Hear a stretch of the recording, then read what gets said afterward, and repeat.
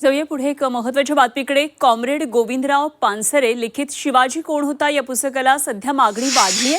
पुस्तकाच्या प्रकाशकाला शिवसेना आमदार संजय गायकवाड यांनी धमकी आणि शिवीगाळ केल्याच्या प्रकरणानंतर हे पुस्तक पुन्हा एकदा आता चर्चेत आलेलं आहे आणि त्यानंतर अचानकच या पुस्तकाचा खप मोठ्या प्रमाणात वाढलेला आहे पुस्तकाचा, त्यामुळे आता तुटवडा जाणवू लागलेला आहे.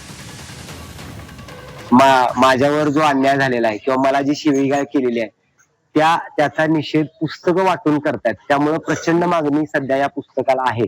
पण सध्या मागणी खूप आहे, पण पुस्तकं आमच्याकडे उपलब्ध झाल्यामुळे अनेक लोकांची गैरसोय झाली.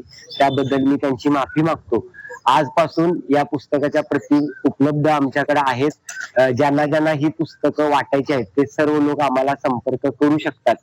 आणि इथून पुढच्या काळामध्ये हे पुस्तक कायम अवेलेबल राहील याची काळजी आम्ही घेऊ.